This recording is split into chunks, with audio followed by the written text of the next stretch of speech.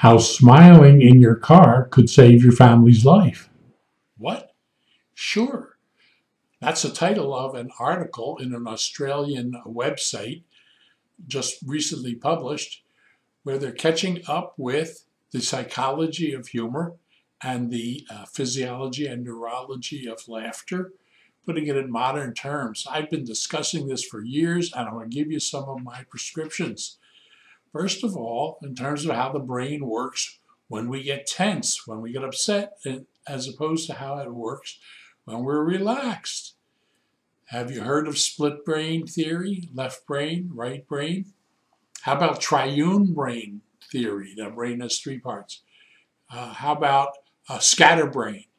How about lame brain? Maybe you know somebody who's sort of like no brain. So I think everybody knows some brain theory, some neurology of the brain. But you know that when you get tense, when you get stressed, when you get upset, the mechanisms in the brain, the anatomy that connects the two sides of the brain, two halves of the brain, so that you think well and solve problems, well, that shuts down. And you don't think well, and you make mistakes. You get tense, you get in a hurry, you're trying to get dressed real fast, you get to work, and you're already late, and you misbutton your blouse or your shirt, you burn the toast, you try to dial a number, you hit the wrong buttons. When you're tense and upset, you make those kinds of mistakes. Well, if you're driving and you're stuck in traffic, or you're mad at the traffic, you get angry at the other drivers or whatever it is, then that part of your brain shuts down. So you oversteer. You hit the brake instead of the gas, or the gas instead of the brake, and you're going to have an accident. So taking advantage of what we know about how laughter relaxes the brain, laughter relaxes the muscles. And when you're calm, you don't make those mistakes. You think more clearly. So I came up with some remedies, a few things that you could keep in your car for when you're stuck in traffic, and you see that people are tooting the horn, they're banging on the steering wheel, they're giving each other hand gestures that aren't in the Auto Club manual. Well, you know, that's when you're going to make a mistake. Self-protection, protection for them too, says keep this device in your glove compartment of your car. You know what this is. You deploy it like this when you're in one of those road situations. It prevents road rage. How does it do that?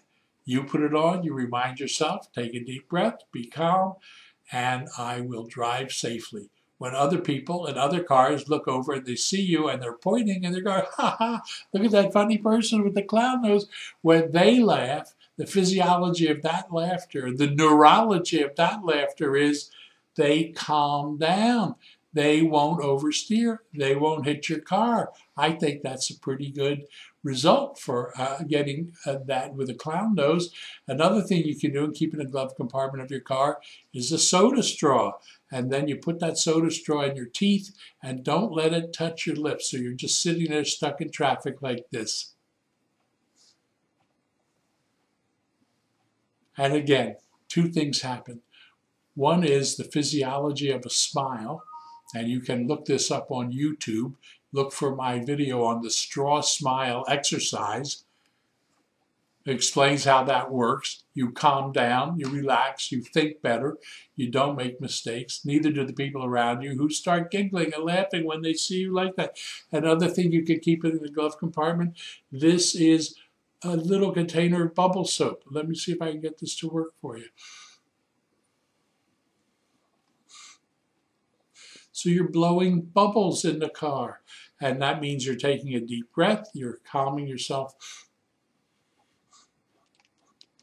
you're relaxing, and you're smiling, and that's changing your brain chemistry, that people around you are smiling and laughing. Open up that sunroof, let the bubbles float out the top. When they're laughing, they're calming down, they're going to be safer drivers.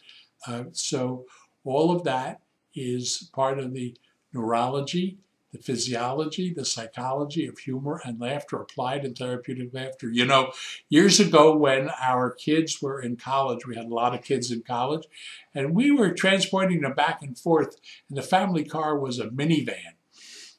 And so one day I'm driving and I pull up to a red light and I look next to me, I hear a car rumbling with a loud muffler. And I look down and it's a beautiful yellow Jaguar. And it's a teenager. It looks like somebody about 17 or 18 years old driving this Jaguar. He's looking up at me and waiting for the light to change, but he's looking at me with a look on his face like, ha ha, look at the old man in the van. So I looked down at him and I put my car in neutral and I gave it a little gas. Rum, rum. Well, he gave his a little more gas. Rum, rum. So I gave mine a little more. Rum, rum, rum, rum, rum. He gave his a little more. Rum, rum, rum, rum, rum, rum, rum, rum. I gave mine a little more. Rum. He gave his so much the fenders were shaking. Rum, rum, rum, rum, rum, rum, rum, rum, rum, rum, rum. The light turned green.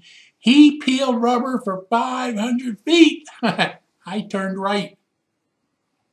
Don't let the people on the road contribute to your road rage. Take care of yourself. Apply humor and laughter. You'll be safer. You'll be happier. So will the passengers in your car and everybody around you.